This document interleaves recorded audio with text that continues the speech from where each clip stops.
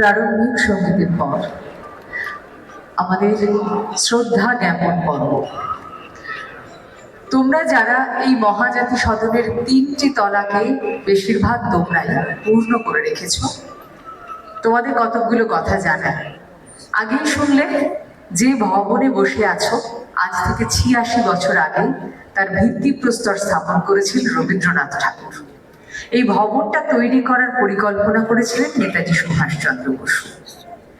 এদের ছবি রয়েছে, সেখানে শ্রদ্ধা জ্ঞাপন করবেন যে বিশিষ্ট অতিথিরা, তাদের সঙ্গেও তোমাদের একটু পরিচয় হওয়া দরকার।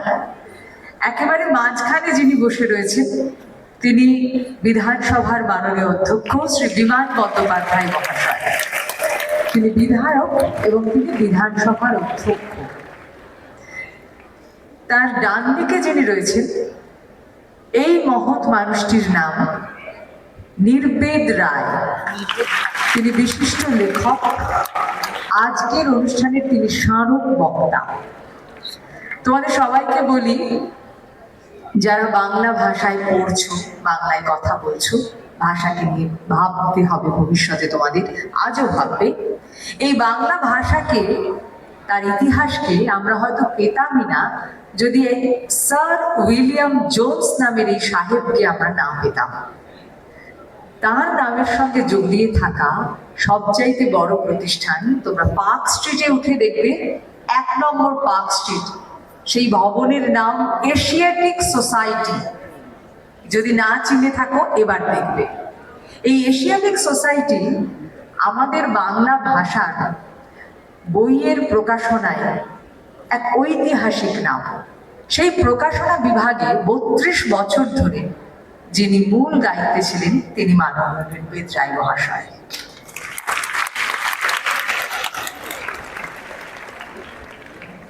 বিমান বন্দ্যোপাধ্যায়ের বাম পাশে যিনি বসে রয়েছেন, প্রকাশনা জগতের সঙ্গে তার নাম একেবারে আষ্টে পৃষ্ঠে জড়িয়ে আছে। তোমরা যে দেশ পাবলিশিং লেখা থাকে দেখো বইয়ের মধ্যে, কত ভালো ভালো বই তোমরা পড়তে পারো। সেই দেশ পাবলিকেশনের তিনি হচ্ছেন মূল মানুষটি, সুধাংশু শেখর দে। তিনি মহাজাতি সদন, এই যে আমাদের অচি পরিষদ, তার মাননীয় সদস্য। আর রয়েছে একেবারে ডান দিকে এই মহাজাতি সদনের মাননীয় সচিব নুরুল হুদা মহাশয়। আজকে তোমাদের নেমন্তন্ন করা, ডেকে আনা, অনুষ্ঠানের আয়োজন করা সবার পিছনের অভিভাবক তিনি। বিশিষ্ট ব্যক্তিবর্গকে মহাজাতি সদনের পক্ষ থেকে সম্মাননা জ্ঞাপন করবেন সচিব শ্রী নুরুল হুদা মহাশয়। মহাজাতি সদনের পক্ষ থেকে প্রথমে আমরা অচি পরিষদের মাননীয় সদস্য শ্রী বিমান বন্দ্যোপাধ্যায়, পশ্চিমবঙ্গ বিধানসভার মাননীয় অধ্যক্ষকে সম্মাননা জ্ঞাপন করছি।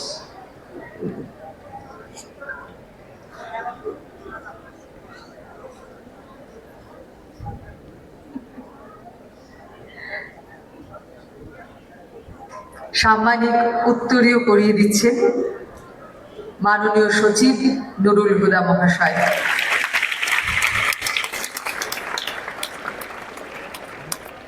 কালকে ঝরে যাবে এমন পুষ্পস্তবক নয়, দিনে দিনে বেড়ে উঠবে এমন একটি গাছ।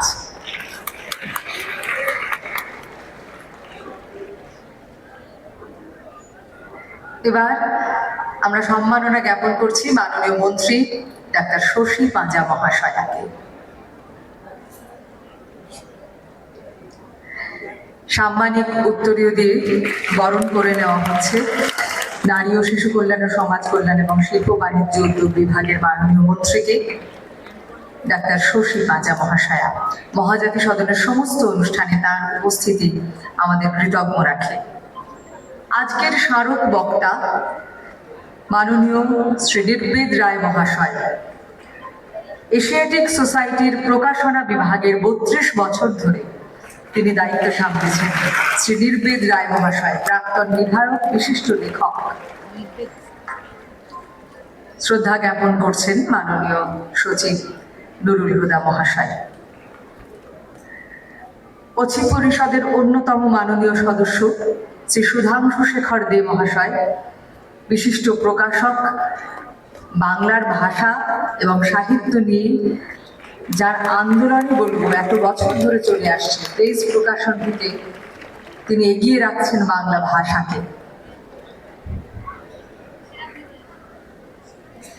এবার মহাজাতি সদনের বড় বাবু শ্রীকান্ত দাস মহাশয় মাননীয় সচিবকে সম্মাননা জ্ঞাপন করছেন সম্মানীয় উত্তরীয় দিয়ে।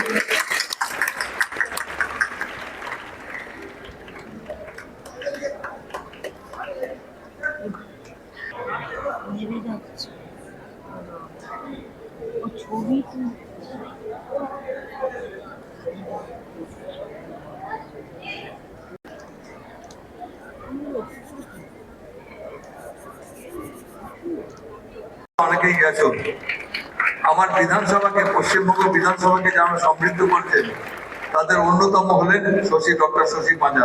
অসাধারণ বক্তব্য রাখেন এবং শশী পাঁজা যখন আমাদের বিধানসভায় থাকেন তখন বক্তব্য রাখেন সবাই অত্যন্ত গভীর মনোযোগ দিয়ে শোনেন। আজকে শশী পাঁজাকে আমি বলেছিলাম আপনি দু একটা শব্দ বলুন, একটু বলবো, আপনি একটু বলুন, সবাই খুশি হবে বাচ্চারা। একজন মাননীয় মন্ত্রী আছেন কথা বলেন।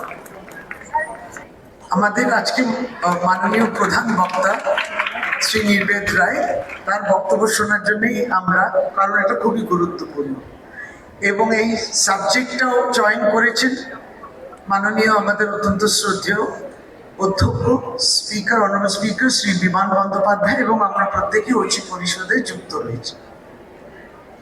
আছেন সুধাংশু দে মহাশয়, তিনিও ঐচি পরিষদের সদস্য।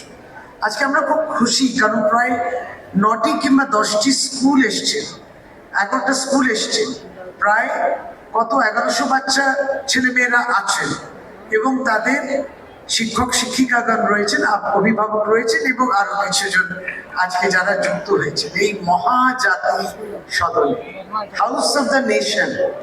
যখন এটা প্রতিষ্ঠা হয়, এটা নেতাজি সুভাষচন্দ্র বোসের স্বপ্ন ছিল, কবিগুরু রবীন্দ্রনাথ ঠাকুরকে অনুরোধ যে এরকম একটা প্রাঙ্গণ হওয়া উচিত। সুভাষচন্দ্র বোস তারপরে চলে যাওয়ার পরেও কিন্তু তারপর ডক্টর বিধানচন্দ্র রায় গুরু দায়িত্ব নিয়ে তারপরে এটা তৈরি হয়। আপনি ভাবুন তো, আমরা এই প্রাঙ্গণে বসে আছি, তাতেই আমাদের গায়ে কাটা দেয়। কিন্তু আজকে বর্তমানে ন্যারেটিভটা কিরকম, এটা ছেলেমেয়েরা সামনে রয়েছে, তারা তাদের ভবিষ্যৎ, এবং আমি জানি না কতটা অনুধাবন তারা করতে পারে। কিন্তু আজকে আমাদের প্রধান বক্তা বলবেন বাংলা ভাষা এবং তার গরিমা। সত্যি কি দরকার ছিল তাকে এটা বলা? কারণ আজকে আমরা অনুরোধ করছি না আপনি এটা নিয়ে বলুন। আজকে বাংলায় ছেলে মেয়েরা কথা বলবেন, তারা যদি ইংলিশে না বলেন, একসময় এরকম ছিল, তা একটা হীনমন্যতা ছিল, যে সে ভাবতো যে ও ইংলিশ স্পিকিং এত ভালো ইংরেজি বলে আর আমায় বাংলায় বলতে হয়। ছেলে মেয়েদের মধ্যেই আলোচনা হতো, কিংবা হিন্দি বলতে হয় কথা কথায়। কিন্তু এই যে একটি সরকার যদি উদ্যোগ এইভাবে নেয় সারা ভারতবর্ষে, যে একটি ভাষা, তার তো ইতিহাস ঐতিহ্য সবটা রয়েছে, সেটাকে হঠাৎ করে এক লহমায় বলে দেয় এটা পররাষ্ট্রের ভাষা, তখন সত্যি অনুরোধটা রাখতে হয় নির্বেদ রায় মতো মানুষ কেনা আসুন বাংলার গরিমা এবং এই ভাষার গরিমা নিয়ে বলতে। যে দেশে আমরা রয়েছি, যদি এক লহমায় বলে কালকে আপনি নাগরিক কি না প্রমাণ করুন, তাহলে পরে নির্বেদ বাবু আজকে সেটাই প্রমাণ করছেন বাংলার ভাষার গরিমাটাকে। এটা আমি ছেলে মেয়েদের বলবো কি, আমি তাই ভাবছি whether it is thought provoking or not, তারা কি সেই ম্যাচিউরিটি অর্জন করেছে? সত্যি কি সম্ভব? তাদেরকে যদি আমিও ছোটবেলা ওই সময়, আমরা কি এটা নিয়ে ভাববো? ওই শৈশবকালে আমরা তো ভাবি না। তাদের মধ্যে কত এক্সাইটমেন্ট, কেউ আজকে সাংস্কৃতিক অনুষ্ঠান করবে, কিন্তু তাদের মধ্যে এই ভাবনাটা আমরা তুলে ধরছি আজকে এই গুরুত্বপূর্ণ সময়। আপনার ভালো থাকুন, সুস্থ থাকুন, কোনো হীনমন্যতা থাকবে না। আমি বাংলায় বলি বলে আমাকে অন্যভাবে দেখবে, এই রাজ্যে তো মোটেই হবেই না, কিন্তু অন্য রাজ্যে গিয়ে আমার ছেলে মেয়েরা যদি বড় হয়ে ধরুন অন্য রাজ্যে যেতেই পারে, তারপর ওই রাজ্য থেকে এখানেও আসতে পারে।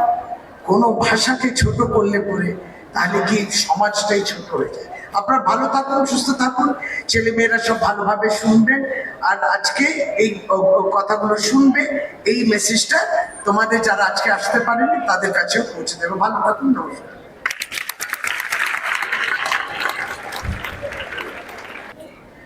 মাননীয় মন্ত্রীর গুরুত্বপূর্ণ বক্তব্যের পর স্মারক বক্তৃতা শ্রী নির্বেদ রায়।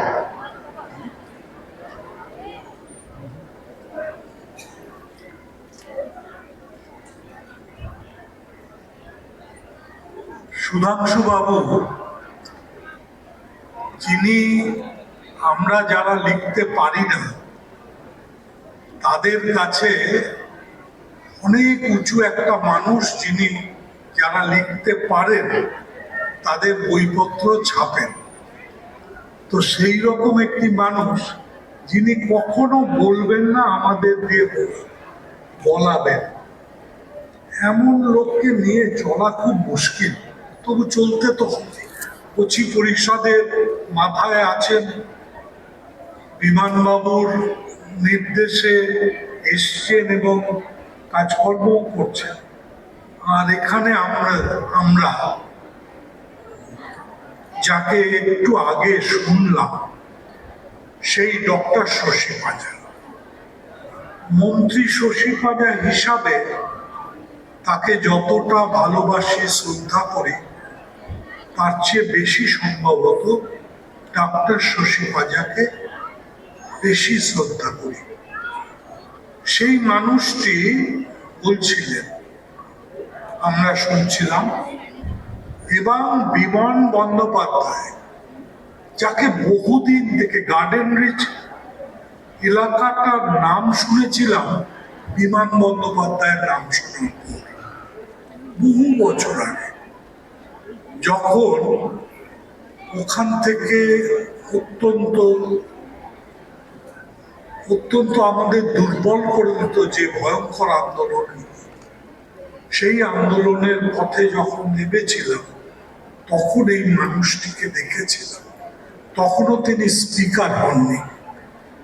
সেই মানুষটির আজকে নতুন পরিচয় আপনাদের সামনে নতুনভাবে দেখা হলো, এটা খুব বড় ঘটনা।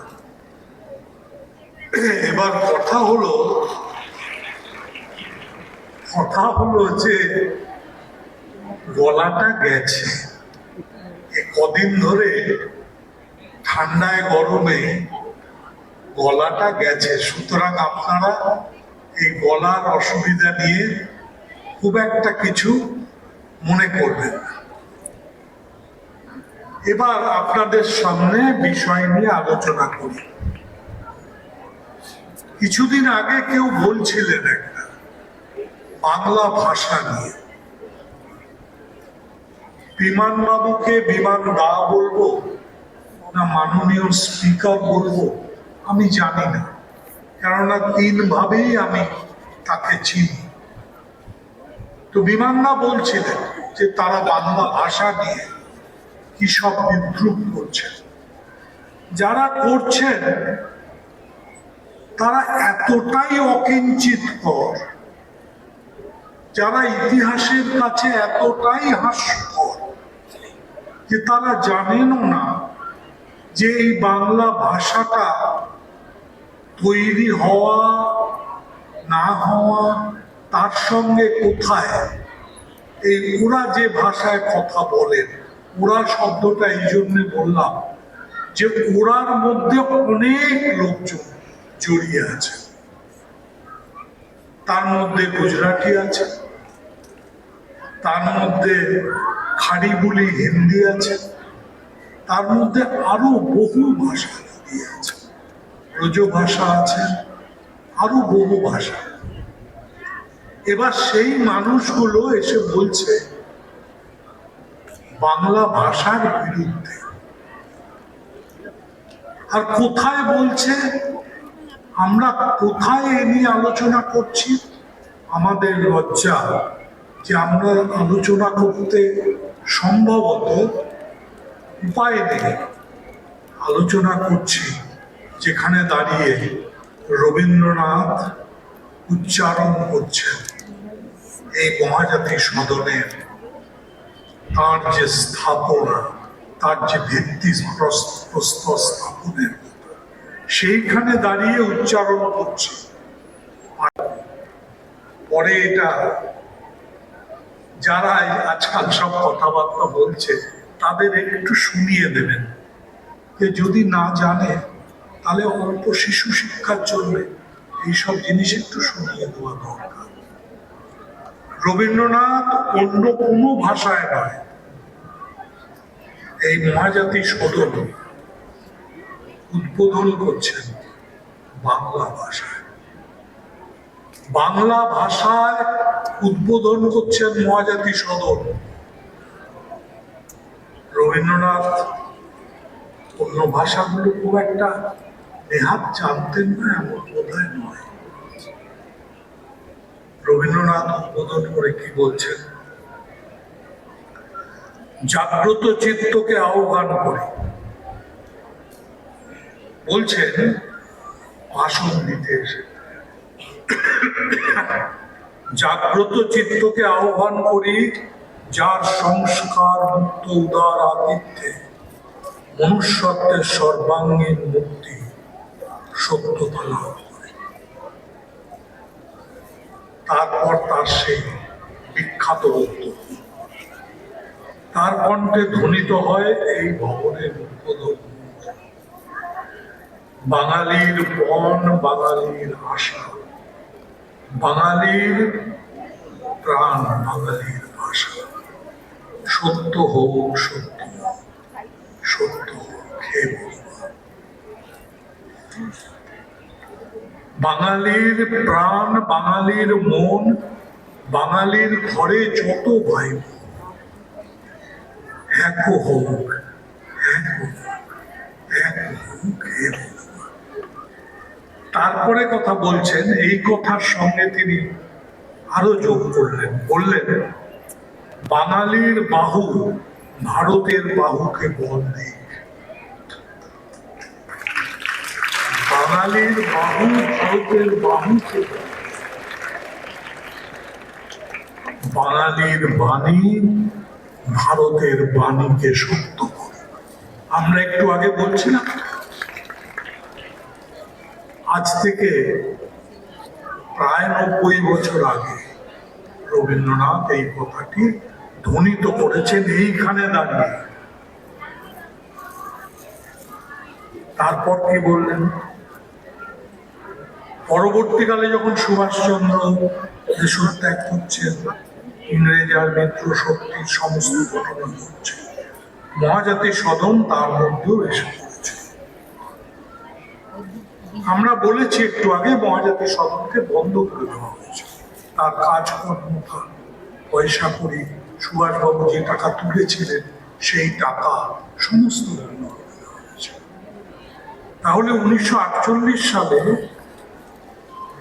আদালত জানালো, কেস চলছে, 1948 সালে আদালত জানালো যে জনসাধারণের জন্য সুভাষচন্দ্র নেতাজি হওয়ার আগেই এই সদনের জন্য 1 লক্ষ টাকার তহবিল গঠন করেন এবং পশ্চিমবঙ্গের মুখ্যমন্ত্রী বিধানচন্দ্র রায়ের উপর এই দায়িত্ব এসে পড়ে মহাজাতি সদন। এইবার এটা আদালতের নির্দেশ এবং সেই মতো বিধানচন্দ্র রায় মহাজাতি সদন ট্রাস্ট অ্যাক্ট, যে ট্রাস্ট অ্যাক্টে এখন মহাজাতি সদন চলছে, সেই ট্রাস্ট অ্যাক্ট এই বিধানসভা থেকে চালু হয় এবং 12.5 লক্ষ টাকায় এই সদনের নির্মাণ কাজ শুরু হয় 1958 সালের 19শে আগস্ট। আজকে 1958 সালের 19শে আগস্ট। এরপর কি দাঁড়ায়? ভিত্তিপ্রস্তরটি এবার স্থাপন করেন বিধানচন্দ্র নিজে। আসলে ভিত্তিপ্রস্তর নয়, ওটাকে স্মরণ করা হয়।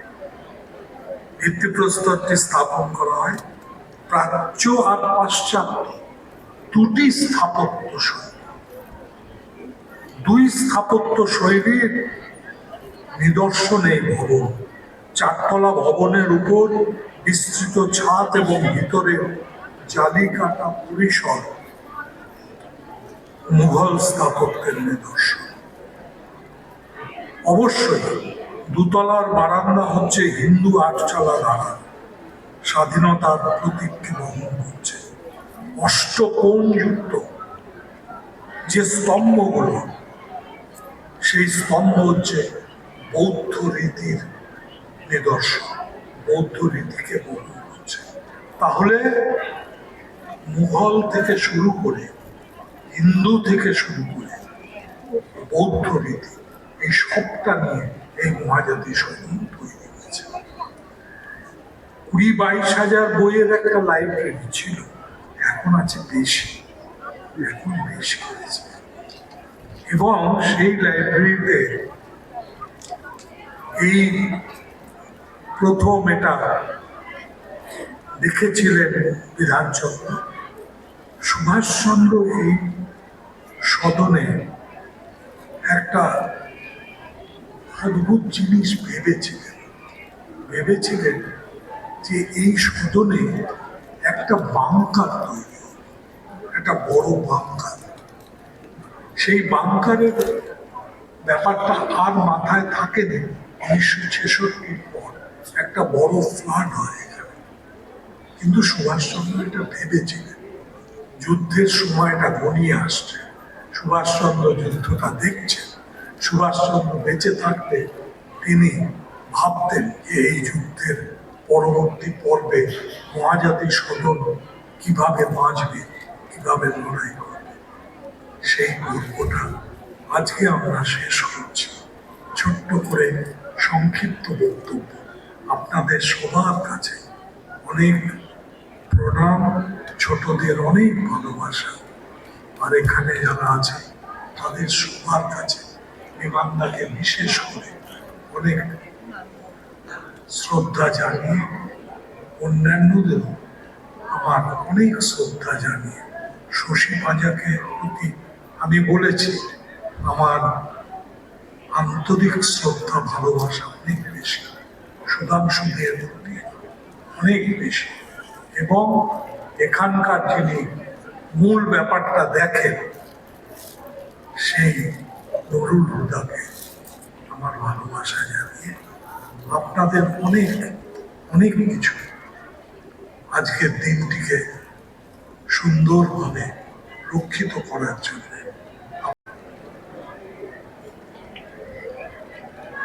স্মারক বক্তা মাননীয় শ্রী নির্বেদ রায় মহাশয়কে অশেষ ধন্যবাদ। আপনারা যতক্ষণ আজ এই ভবনে রয়েছেন, সমস্ত সময় জুড়ে শুধু অনুভব করতে থাকুন ভারতবর্ষের স্বাধীনতা সংগ্রামের সঙ্গে, বাংলা ভাষার সঙ্গে এবং সমস্ত ভারতীয় জাতির সঙ্গে এই ভবনের একাত্মতা, এই ভবনের তাৎপর্যগুলো।